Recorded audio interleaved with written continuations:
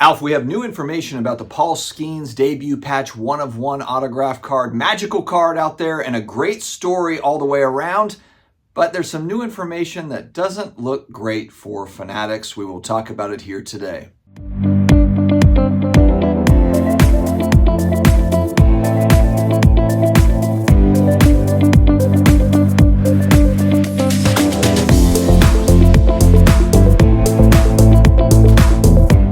What's going on, sports card hobby family? Another day, another sports card video. Hopefully you all are doing amazingly well so far this week. Before I dive into today's topic, big thanks to today's video sponsor, Pristine Auction. Daily auctions, weekly auctions, the elite monthly auctions, and not only just sports cards, but cool sports memorabilia stuff, the Pele jersey, all ready to roll. Make sure to check out my link down below with a $10 off your first auction victory promo code at Pristine Auction. Also, there are new PSA submitters taking advantage of the promo code SCD25 every single week. It is $25 off your first submission at PSA. It's a one card minimum to try out PSA grading to see if you like it, see how the experience is. All right, shout out to collect.com. Great work over here. Matt Lieberman had an article that popped out here a couple of days ago that I had missed, but there was a little tidbit of information that really interested me that was something different than what I had heard previously. Now, there's been a lot of conspiracies around Fanatics Collect getting the card. Of course, Fanatics Topps made the card and then it goes to their auction house. How come Ken Golden didn't hear about it and that sort of a thing? Well, according to this article, the family did contact 3 companies. So Fanatics Collect, REA, and Heritage Auctions. Didn't call Ken Golden for whatever reason, but it did, according to this article by collect.com, did reach out to 3 different companies to try to get some sort of a feel on this particular card. It was pulled out of a hobby box purchased on StockX for $320. And again, going back, giving a little bit of an overview here, this is a family that is in Los Angeles. So of course, with all the LA fire craziness stuff going on, this is a feel-good story, and I will get to that in a little bit. The family did say they wanted to keep things kind of on the down low, especially where they're located. There's a lot of horrific stuff going on. People have lost everything. So the last thing that you want to do is announce that you've got basically one of Willy Wonka's golden tickets. So I can completely understand why they would want to go this route. The way that it is explained on the article, on January 22nd, a Topps executive flew from Los Angeles to Dallas to pick up the card from PSA, because remember, it had gone to PSA to get graded, where it got a 10-10, and flew it back to Los Angeles, where the boy got to hold on to the card for a single day. So he got to hang out with the card for a day, and then, of course, it went off to Fanatics Collect to go up for auction. I believe it's coming up in next month's auction. So all around, it's good news, great for the hobby and all of that sort of thing. So Dustin, what's your problem? Why are you so irritated? Well, initially I thought the family had contacted Fanatics or Topps directly to let them know, hey, we've got this card.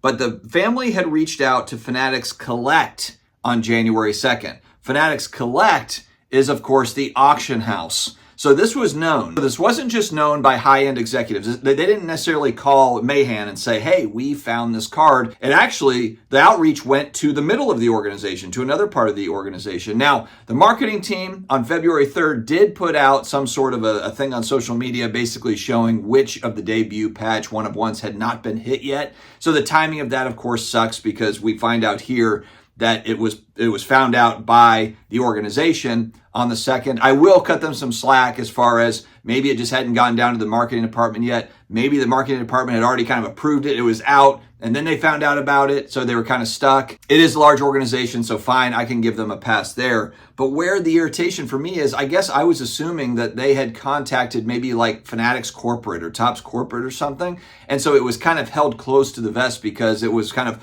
only the upper level executives or kind of the corporate office knew about it. But this actually was outreach to the auction house. So the auction house was aware of this, maybe not just at the top of the food chain, but presumably for various parts of the organization.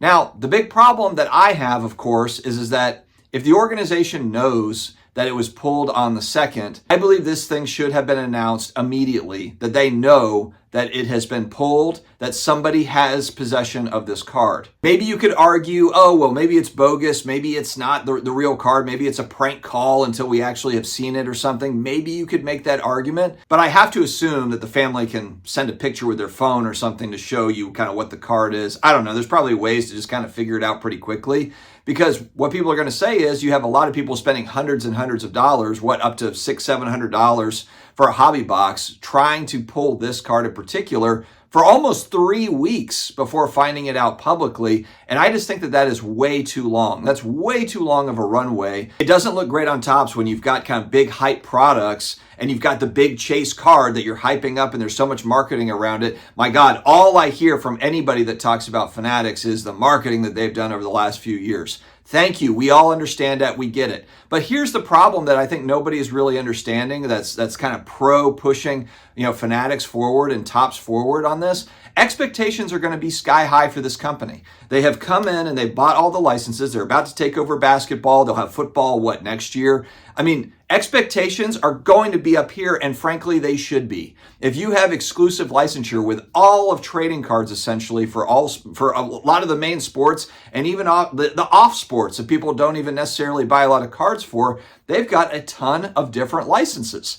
And so there is a ton of responsibility there. So when I see Fanatics Topps promoting all the different, collectibles profits are up, jersey sales are up, everything is up, that's fantastic. I'm glad that Fanatics is doing great, Topps is doing great. But at the end line of all this stuff, at the end user of all of this, when you get past all the distribution methods that are being used, the gambling stuff all the way down, it is a collector at the end of it. Or at least that's what they want it to be. And so if you want to continue to have collectors, people that are interested in this space, that will continue to pay high prices for new products, that will continue to spend hundreds of dollars on boxes thinking that there is a golden ticket still left, you have to announce that sooner than 3 weeks after you found out that the card was pulled. Again, it's a feel-good story. I'm really happy for this family. They're out in LA. Fanatics Collect is going to donate all of the, commissions or whatever they would normally receive. They're going to send it off to benefit families and folks that are affected by the fires out in Los Angeles. But that's the thing that really gets at me, and that's something that cannot happen moving forward. If Fanatics genuinely doesn't know if something has been pulled, that their marketing did say it has not surfaced, so they didn't want to say it hasn't been pulled, it hasn't been publicly surfaced, that's fine. Obviously, they want to kind of protect themselves a little bit because maybe somebody just pulls it and they don't share it with anybody. There are a lot of people in this hobby, collectors, that don't give a damn about social media or don't give a damn about, all the values and this and that or whatever. They just want to collect cards. I have seen huge cards, and we've seen instances of this, huge 90s, 2000s cards, basketball cards that are sitting in binders. They're not even in top loaders or graded. They are massive cards in a binder. So there are people that don't give a damn about any of this social media stuff or any of it. They just want to collect cool, rare cards.